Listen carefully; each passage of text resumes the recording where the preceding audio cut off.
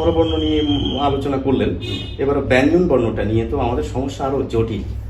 আমাদের দুটো ন, তিনটে স, উ, ইউ, অন্তস্থ বলেছি যেটা হলো, এগুলো সবাই জানে মোটামুটি, এগুলো নিয়ে প্রচুর তর্ক হয়েছে।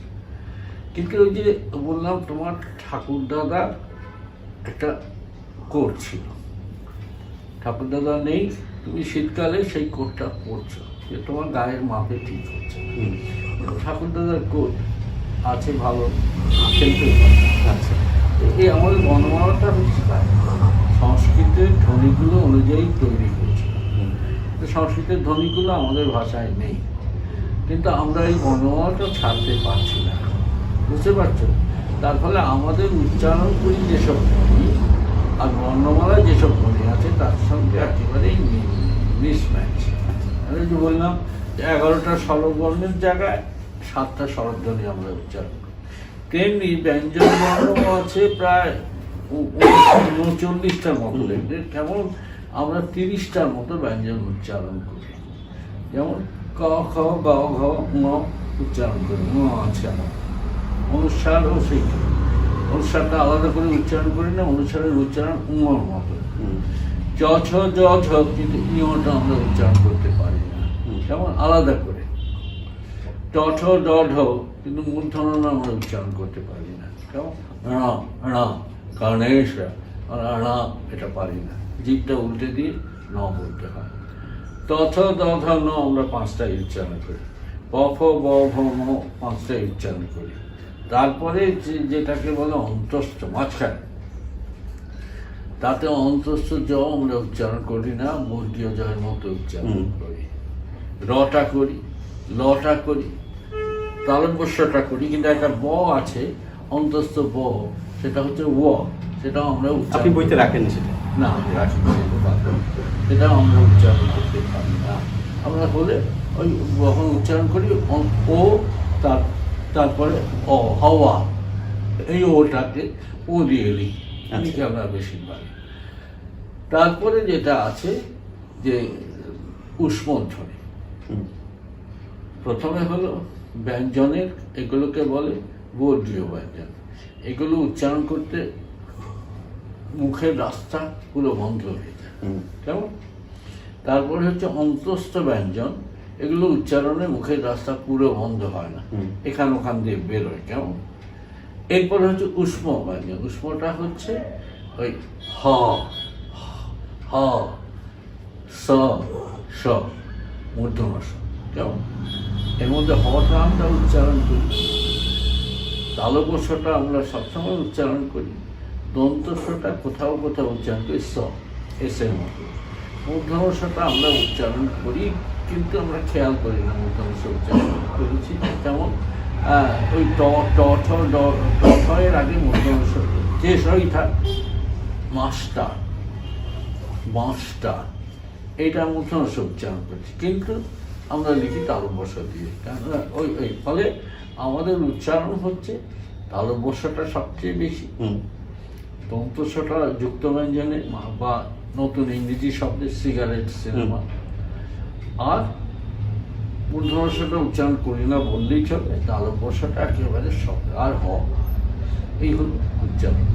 তাহলে বিসর্গটাও ওই হয়ের মতো, বা হটা বসন্ত দিয়ে। অনুসারটা আমি বলেছি মন মতো। কাজে এই হচ্ছে আমাদের উচ্চারণ। আমরা 30টা মতো ব্যঞ্জন উচ্চারণ করি আর 7টার মতো স্বর উচ্চারণ করি, কিন্তু বর্ণমালাটা রেখে দিয়েছি কেন? বর্ণমালাটা আমরা কেন 30টায় নাম, ওই যে বললাম যে লিখতে অনেক সময় লাগবে, এমনকি টাইপ করতে অনেক সময় লাগবে। এটা প্রকার তোমাকে অ তো আমাদের লেখা হয় না, যেমন ফলে একটা অ আছে, সংস্কৃতের দুটো ছিল ফালা, কেমন? এই দুটো অ যদি লিখতে হতো ফ, অ, ল, অ, তাহলে ভেবে দেখো কত সময় বেড়ে যাচ্ছে। মানে এই দিক থেকে সুবিধে, কিন্তু আমাদের বর্ণমালা সাজানোটা অসাধারণ।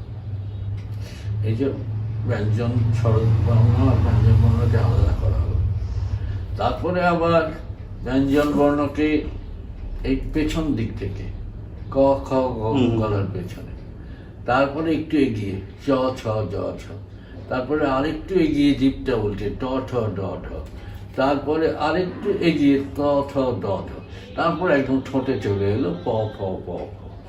এই যে গলার পেছন দিক থেকে সামনে উচ্চারণটা তারা ঠিক ধরেছিল। দেখো সে ধ্বনি যেখান থেকে আসে, প্রথমে পেছন দিকেগুলো সাজায়, তারপরে তালুর দিক থেকে সাজায়, তারপরে মূর্ধা, তারপরে দন্ত, তারপরে ওষ্ঠ। কেমন চমৎকার তারা এই করেছিলেন। এটা দেখে ইউরোপের ফোনেটিক্স বিজ্ঞান সেটা তারা শিখেছিল ভারতীয় বর্ণমালার এই সজ্জা দেখে। আমরা তাদের শিখিয়েছি, তাদের কোনো ধারণাই ছিল না এই ধরনের কীভাবে উচ্চারণ হয়। এবং তারপরে এই সাজানো হয়েছে, তারপরে ভাবা হয়েছে বাকি মাঝখানের ক্ষতগুলো যেগুলোতে মুখ একটু খোলা থাকে। এই এই এই এই এই যে কথা 25টা, 25টা, এগুলো হলো স্পৃষ্ট ব্যঞ্জন, মুখ বন্ধ হয়ে যায় কোথাও। তারপরে ওই ওই যে অন্তঃস্থ মানে মাঝখানে বিষমবাদী, সেখানে হলো একটু মুখ খোলা থাকে, কোনো সরু হয়ে মুখ খোলা থাকে। আর পুষ্প ব্যঞ্জন হচ্ছে একটু কি বলবো ধাক্কা দিয়ে টেনে উচ্চারণ হয়, স স, এগুলো টানতে পারে, এগুলো হা এইভাবে টানতে পারে, এইগুলো এই উষ্ম ব্যঞ্জন এখানেই শেষ হয়ে গেল। কিন্তু কতগুলো বিদ্যাসাগর সাজিয়েছিলেন যে খণ্ডতটা এই শব্দের শেষে, কয়েকটা শব্দের শেষে বসে, ত ছাড়া কিছু না হলেও হতো, ত হসন্ত দিয়েও লেখা যেত। তারপর ডয়শূন্য বিদ্যাসাগর এটা ঠিক করেছিলেন, কারণ বাংলা শব্দের মাঝখানে তুমি ড ঢ পাবে না। আচ্ছা, ড ঢ পাবে না, কাজে সেখানে শব্দের গোড়াতেই শুধু আমাদের ড ঢ উচ্চারণ আছে। যে উচ্চারণটা হয় সেটা হচ্ছে র ঢ। এই র ঢ শব্দের গোড়ায় ছাড়া আর সর্বত্র, সেইটা বিদ্যাসাগর ওই ফুটকি দিয়ে বোঝানো, এটা একটা চমৎকার কাজ করেছিল। আর বিদ্যাসাগর বর্ণমালাতে ক্ষীয়টাকে কর্মদোষ ক্ষীয় সেটাকে বাদ দিয়েছিলেন, কারণ ওটা তো যুক্ত রাখা উচিত নয়।